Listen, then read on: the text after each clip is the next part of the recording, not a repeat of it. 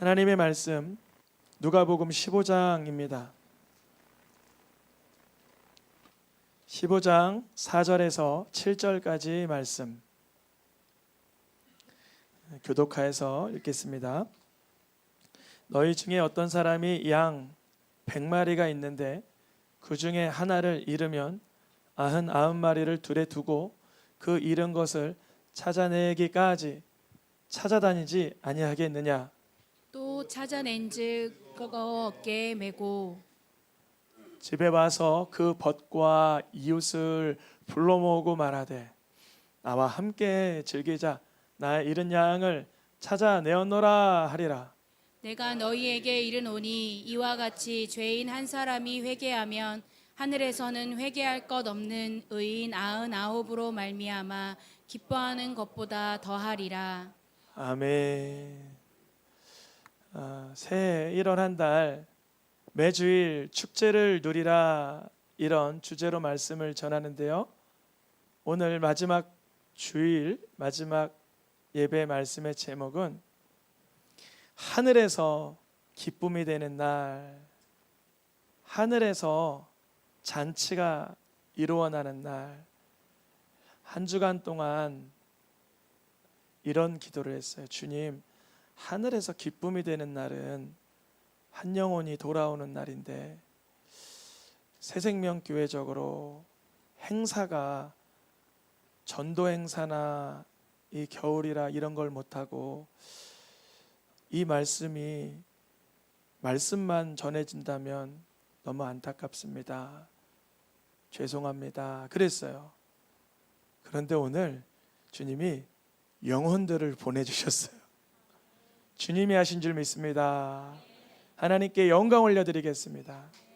우리 사랑하는 오영희 성도님의 남편 되시는 우리 성도님께서 몇 주, 몇 달, 또 몇 년, 또 많은 또 성도님들의 중보기도와 사랑과 교제가 있었는데 오늘 주님이 발걸음할 수 있도록 인도해 주신 줄 믿습니다.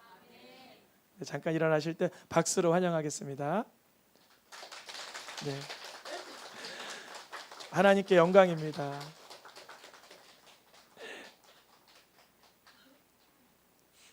지난주 몸이 연약해서 나오지 못한 우리 성도님도 주님이 또 회복시켜 주시고 다시 붙들어 주시고 또 몇 달간 뵙지 못한 우리 성도님도 다시금 자리할 수 있도록 또 감동하여 주시고 오늘 주님이 하셨습니다.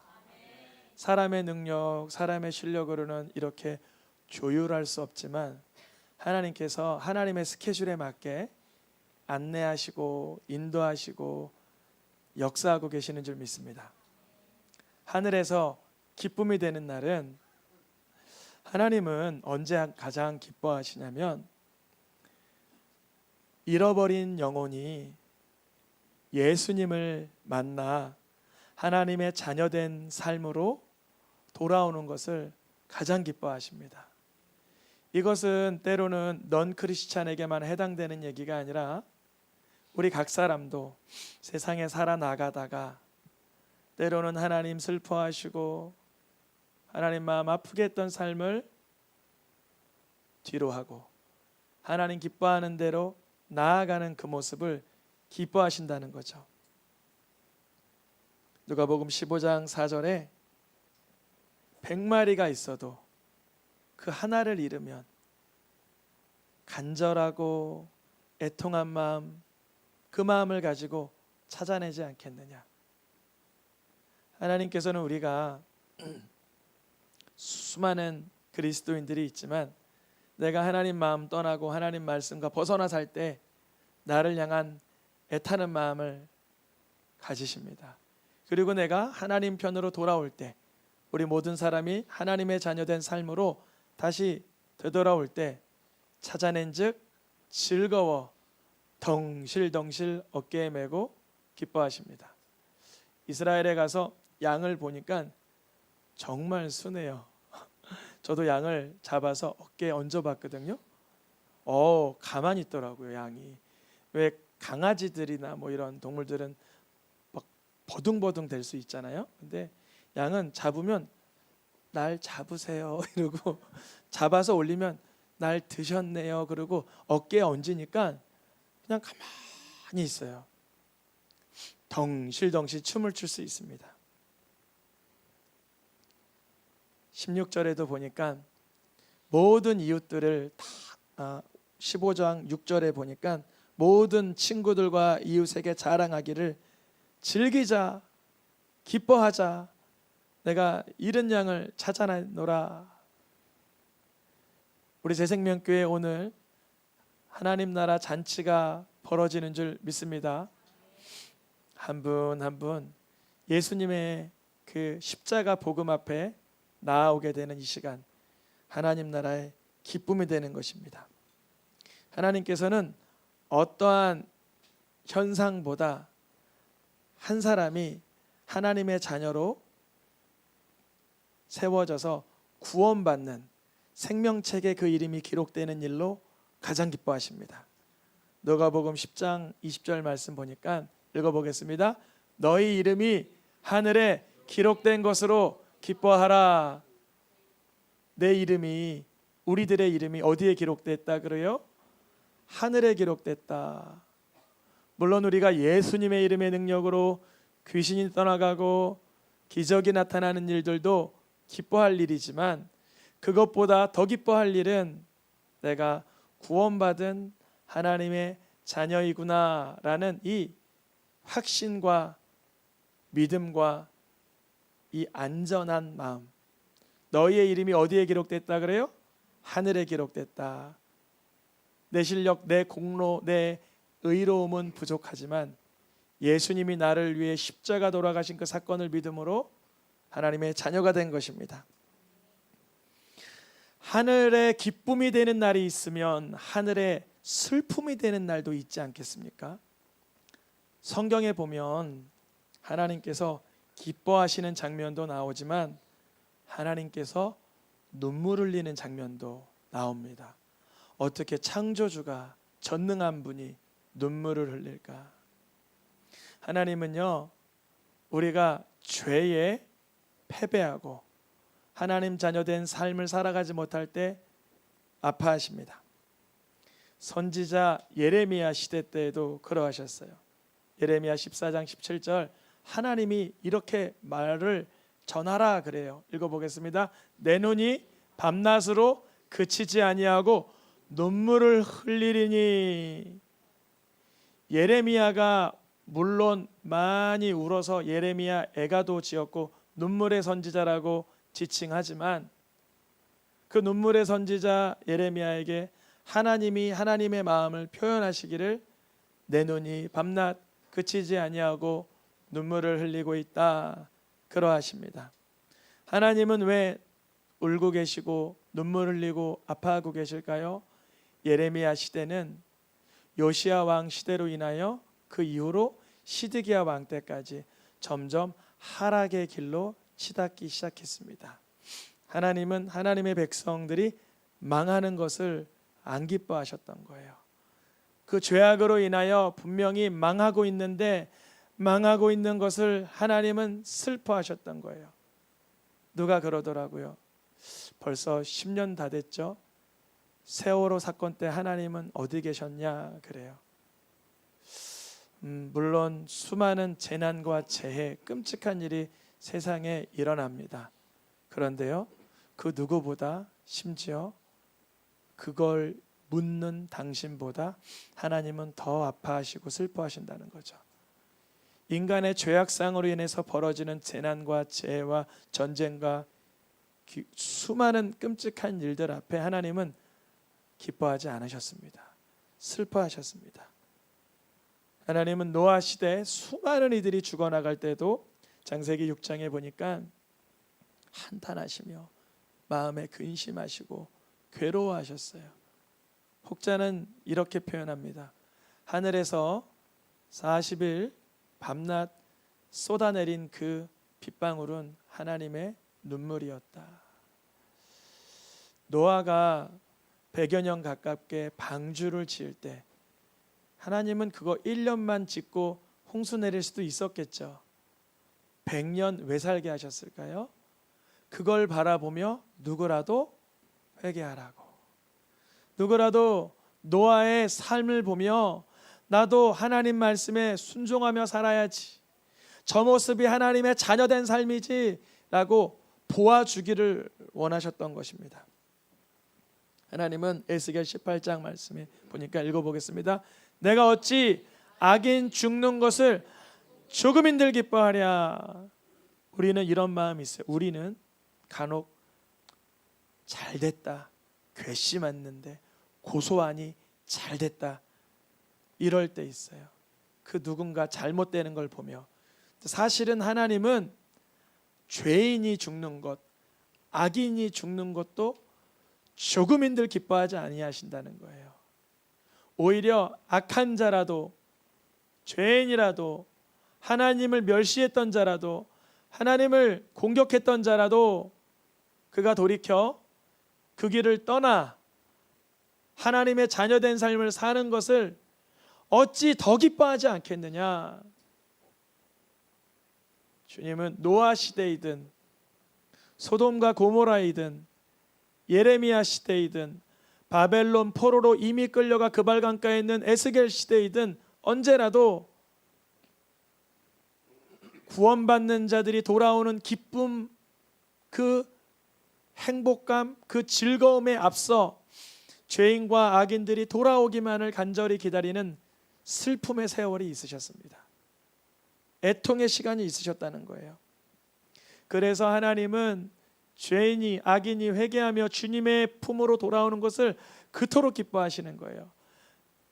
마치 탕자가 방탕하여 호랑방탕하여 살고 있다가 마치 아비 보기엔 죽은 것 같은 삶이었지만 그가 아비의 사랑을 신뢰하며 돌아올 때 죽었던 내 아들이 살아났다 기뻐하며 살진송아지를 잡으라 하신 것처럼, 하나님은 우리가 하나님의 말씀대로 살아나갈 때, 하나님의 뜻 가운데로 복귀할 때 그토록 기뻐하시는 줄 믿습니다.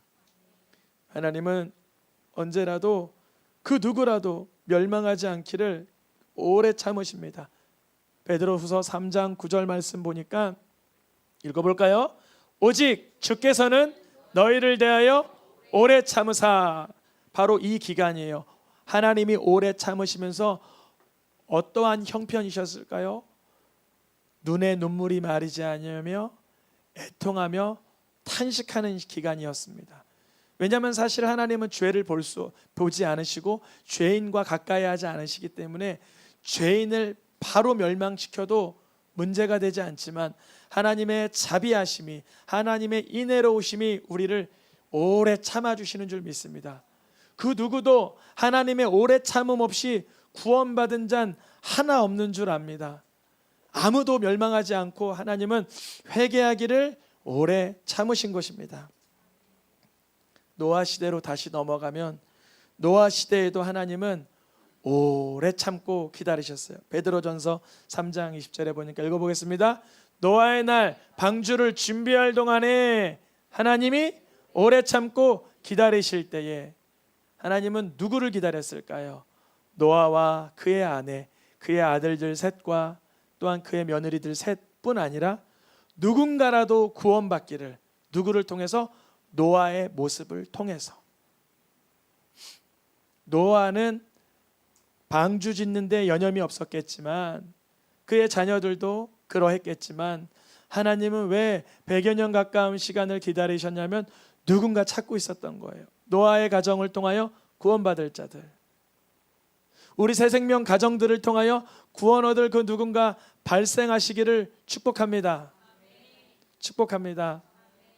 예레미야 선지자 때도 예레미야 15장 15절에 보니까 노란 글씨만 읽어보겠습니다. 주는 나를 기억하시며 돌보시나 주의 오래 참으심으로 말미암아 나로 멸망하지 아니하게 하옵소서. 누구의 기도예요? 예레미야 기도. 근데 잘 보세요. 이 기도가 그렇게 탁월하지 못합니다. 무슨 말이냐면 잘 읽어보세요. 예레미야가 기도하는 거예요. 자기가 너무 괴로우니까 예레미야가 뺨을 맞고 그 구덩이에 빠지고 그랬잖아요. 모욕을 받고. 예레미야가 주는 나를 기억하셔서 돌보아 주세요. 주님 오래 참으사 나를 멸망당하지 않게 해주세요.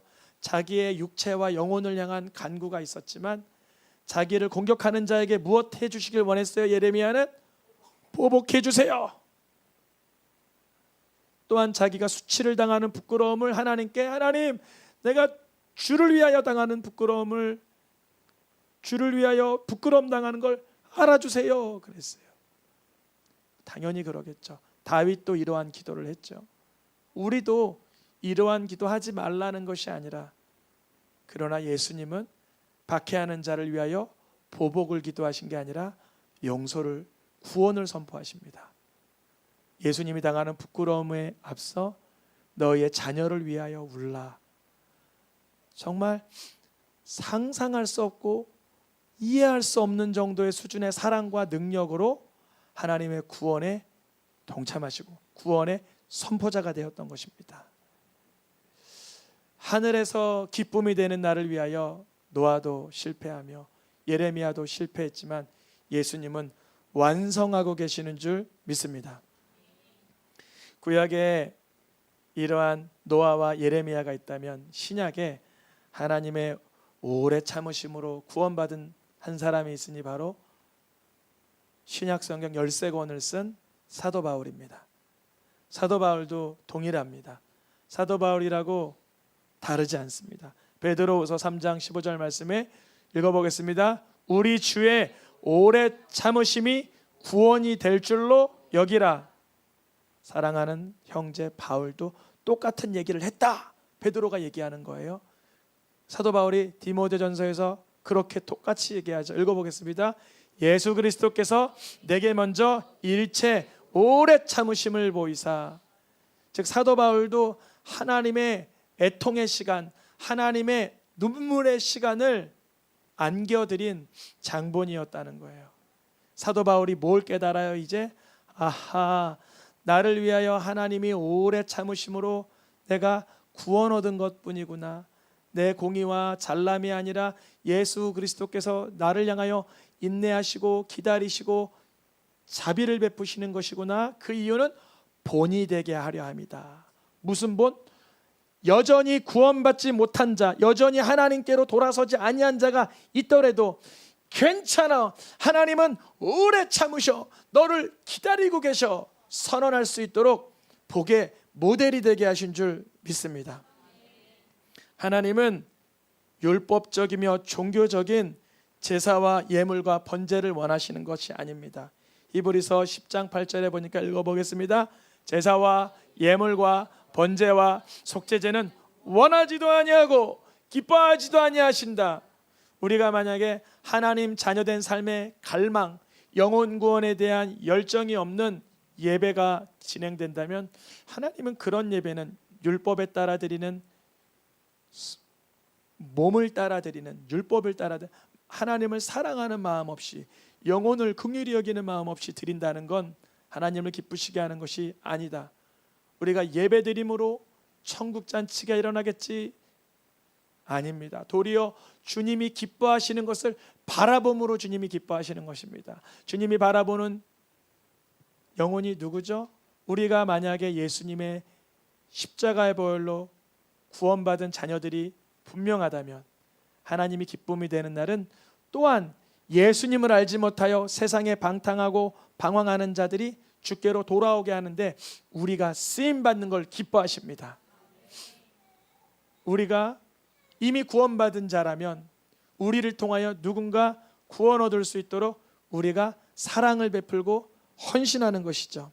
하나님이 기뻐하는 제사는, 천국 잔치가 일어나는 제사는 히브리서 13장 6절에 보니까, 16절에 보니까 읽어보겠습니다. 하나님은 이 같은 제사를 기뻐하시는데 어떤 제사일까요? 하나님의 자녀들이 복음을 모르는 자들에게 선을 행하고, 하나님의 자녀들이 하나님을 몰라 방탕하고 방황한 이들에게 예수 그리스도의 사랑을 나누어 주는 가운데 주님은 기뻐하십니다. 왜냐하면 그러한 손길과 섬김과 나눔으로 예수 그리스도의 사랑, 하나님의 사랑이 나타나기 때문에 그러합니다. 오늘 하늘에서 기쁨이 되는 날 될 수 있기를 축복합니다. 우리 모든 성도님들의 삶 가운데 이와 같은 제사, 어떤 제사요? 이미 구원받은 하나님의 자녀로서 영혼 구원을 위하여 선을 행하고 복음 전하기 위해 서로 나누는 삶을 잊지 않기를 축복합니다.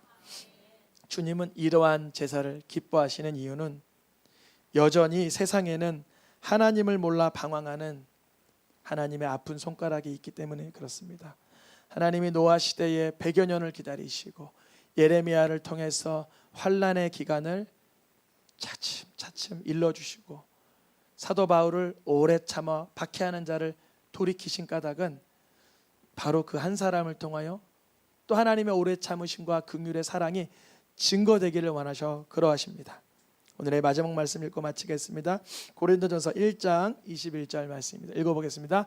하나님께서 전도에 미련한 것으로 믿는 자들을 구원하시기를 기뻐하셨도다. 하나님께서 가장 기뻐하는 삶은 우리를 통하여 그 하나님의 잃어버린 영혼, 하나님을 알아보지 못하는 자들, 내세를 준비하지 못하고 예수 그리스도의 구원을 알지 못하는 자들에게 복음을 전하여 구원하시는 것을 가장 기뻐하시는 줄 믿습니다. 이 시간 찬양하며 기도하겠습니다.